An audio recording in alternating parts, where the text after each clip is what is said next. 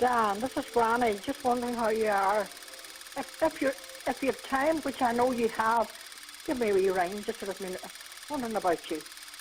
God bless, darling. Bye bye.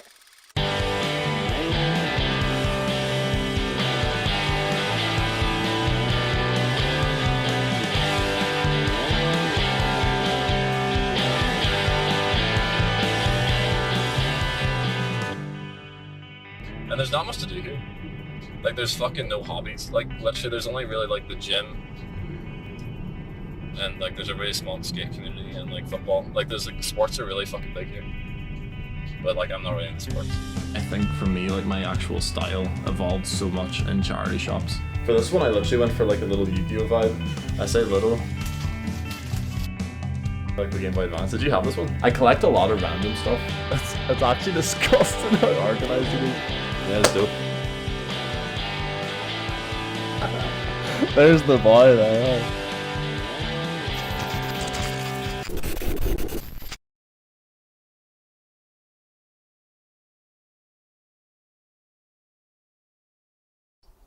Hello, how's it going? My name is Daniel Walters, and I am the very nervous and shy individual from Donegal, Ireland. I am known as SAD SAC on the internet.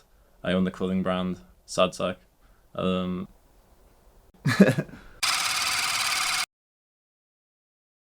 So whenever I started secondary school, I started selling like Mr. Freeze Pops. So I was like reselling Mr. Freeze Pops in school for money. And then obviously like fast forward 6 years, I was selling like thrifted clothing at my secondary school. I think from there, like Depop was introduced.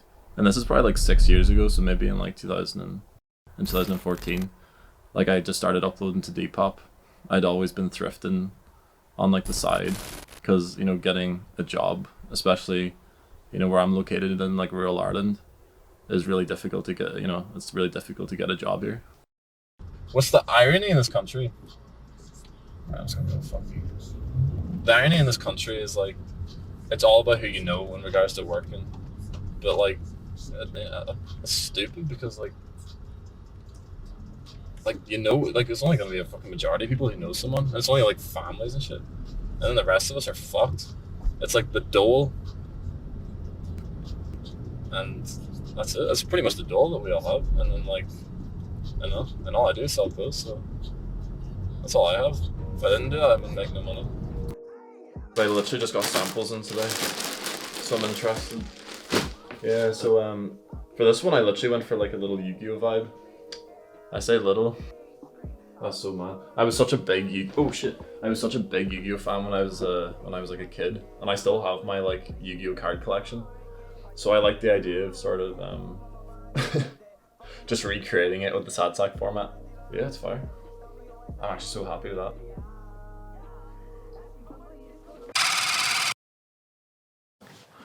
Like thrifting actually means a lot to me.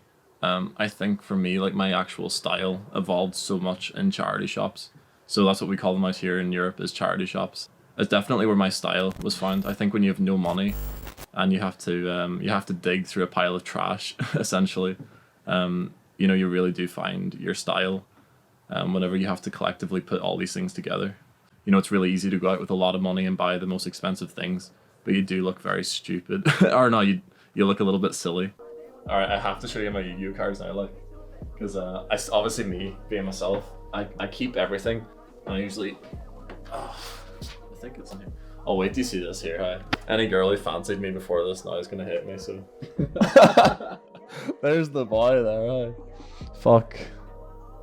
Yeah, so, man, these are, this is actually original SDK as well, you know?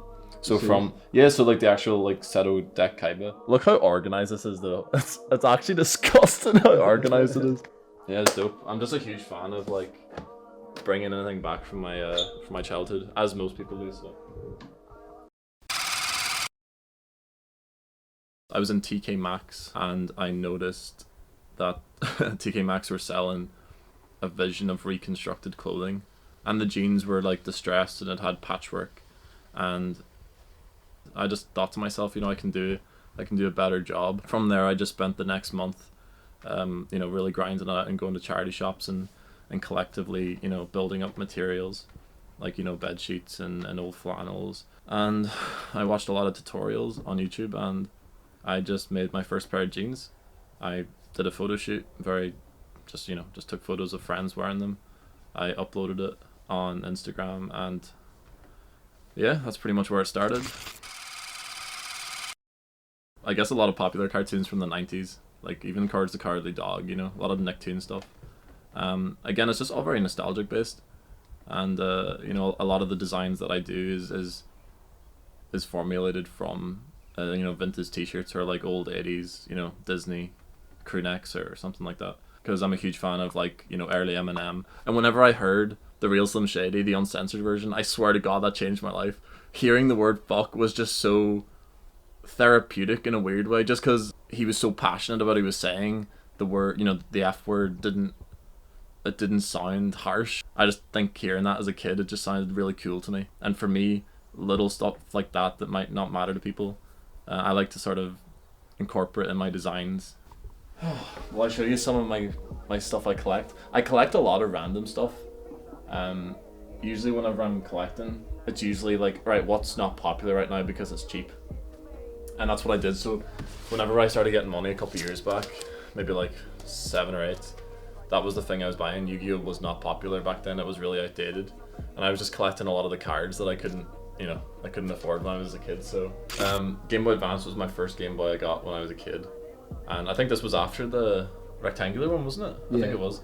Yeah, so again, I never use it, but I just think the idea of having it, because it reminds me of how fun everything was when I was a kid.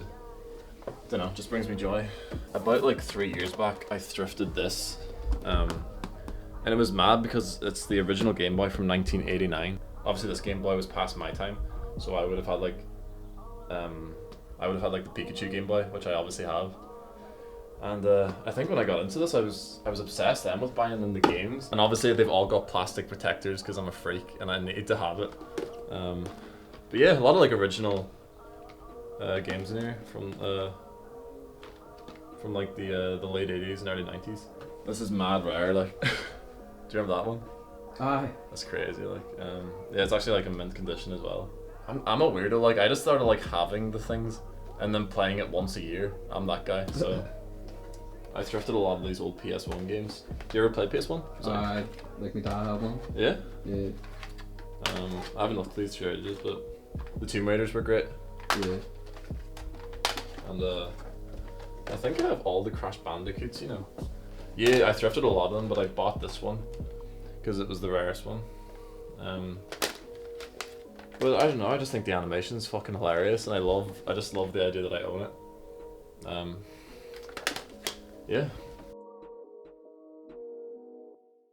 My first big contact was Wi-Fi's funeral. It was a weird transition, I think, going from just selling clothes, I guess, on Depop to having actual, like, you know, really big names in the industry like reach out to me. After that, it just seemed sort of natural then, I guess, you know, like a lot of other big influencers reached out, like Ask Pizza reached out. It's just really good to like get in contact with these people, because I feel like the internet, you know, gives you that border where sometimes you question if they're even a real person, you know, that kind of way, if it's like a myth or something. But it was a very surreal experience to sort of talk to people that I really look up to.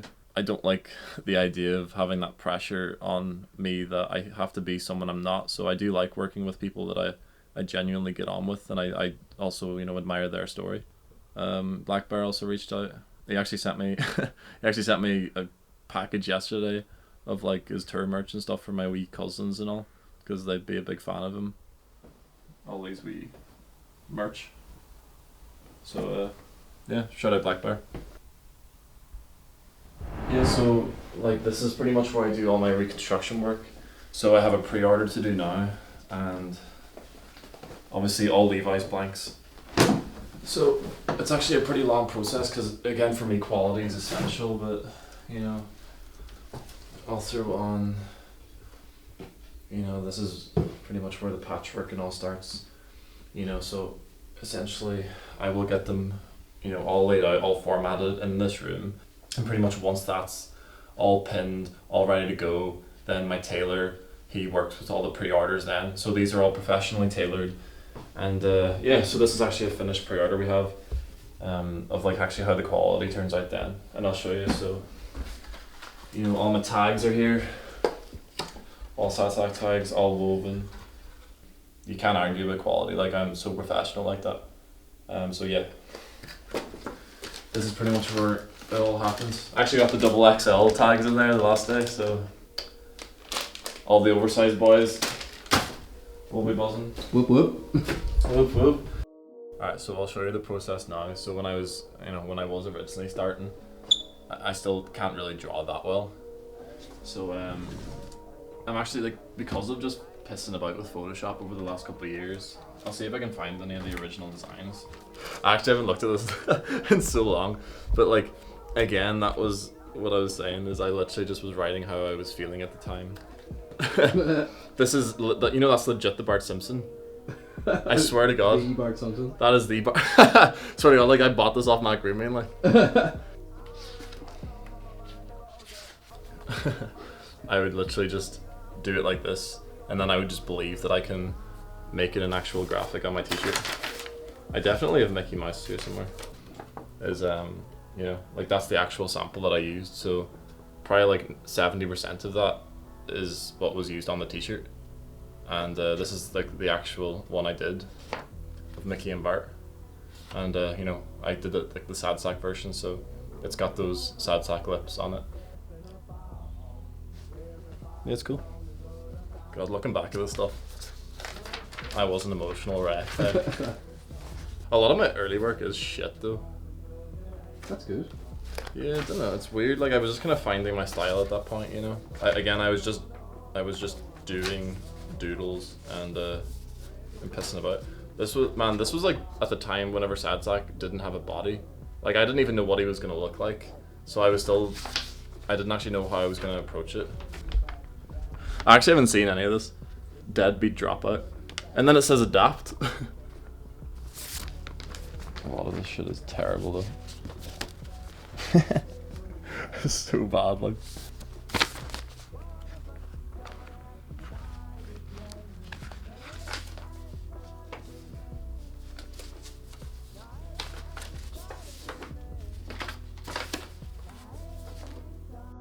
The reason I'm struggling so much on this is currently the trees I'm trying to like border in the design. Yeah. They look like a fucking bra whenever you like Photoshop it onto a t-shirt as like a template.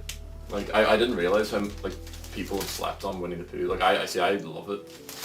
Me too. I love Winnie the Pooh. Like I love the whole like Christopher Robin shit.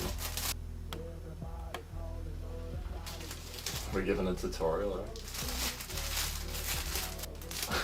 He just likes beer a lot. I like a couple bottles with the boy, and he's trying to catch Bugs Bunny, and this is like a part 2 to my love is love, you know, so it's kind of like if you can't find love, you're trying to capture it. Hey, thank you everyone for watching what I do. Hopefully I can do a lot more in the next few years. Hopefully you enjoy these videos. I'm 22 years old, and I hope that, you know, when I'm 29, I'm not still on this couch. I'm gonna keep selling old clothes till the day I die.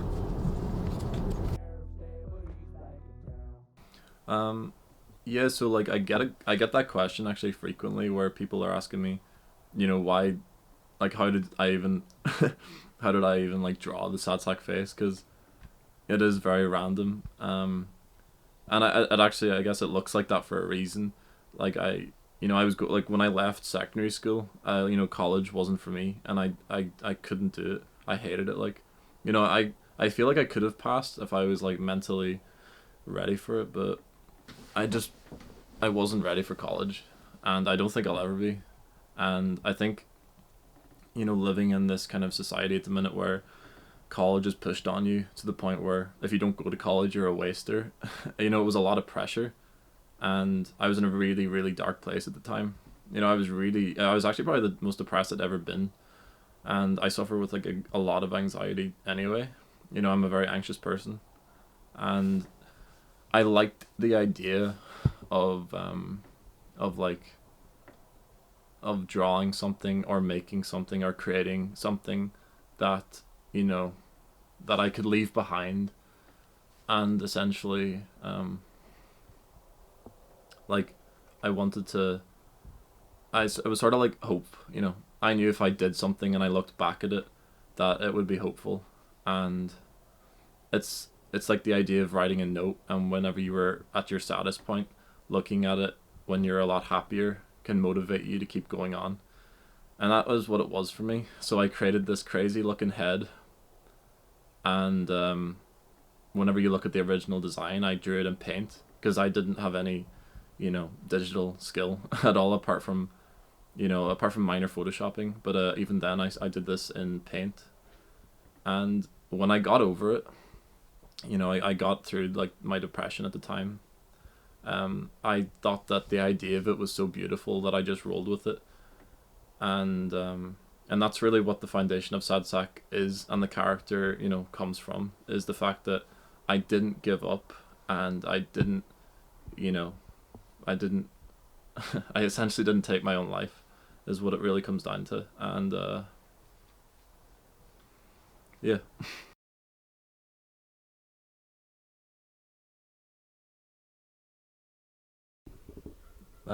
Like,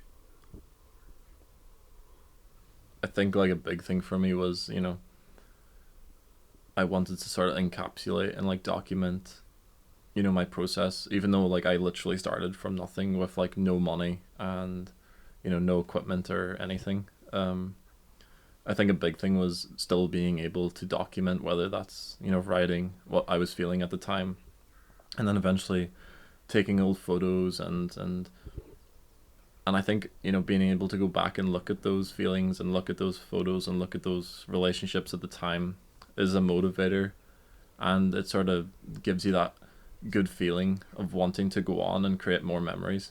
And I think that's definitely a big part of, you know, SAD SAC in general, and it's something that really keeps me going, is the fact that I am now, you know, making a short documentary that I was preparing for the last 4 years for, because I do believe in that affirmation where, is that how you pronounce it?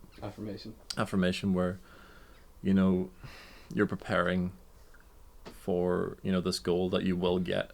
And I believe if you kind of run with that mindset of it, then, you know, it's easily accessible. And again, with me, I shoot a lot of film, you know, with cameras. I love that kind of vintagey, non-detailed, you know, photo of my face. I think I'm more comfortable like that, and you can sort of see my personality through that a little bit better, because I'm a very anxious person.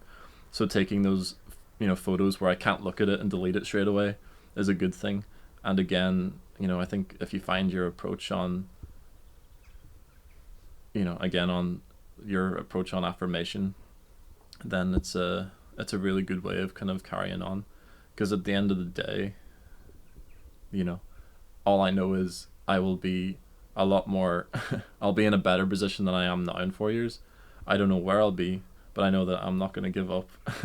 And I know that I will continue documenting, and I know that when I look at this footage in 4 years, I might be a little bit cringing at it, but you know, it'll motivate me, and it'll be nice to see how much I've evolved and matured, and, you know, and all that stuff, you know. And trust me, there is a feeling of looking back at, you know, old photos and old sketches. It's, you know, I think when I was younger, looking through old photographs when I was a kid, and just seeing how the styles and everything has changed over time, and actually even seeing fragments of my personality when I was a kid, of just being, you know, really silly and really anxious, it sort of gives me again that confidence to keep going and pushing through it.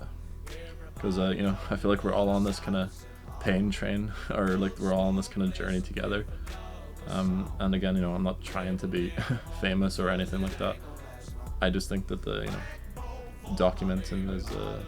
documenting this part of my life is going to be so interesting by the time that I'm 40, and you know, I'm really excited for that part. So SAD SAC.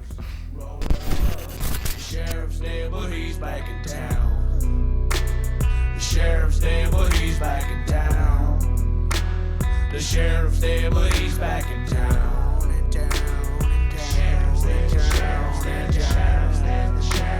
The sheriff's there, but he's back in town.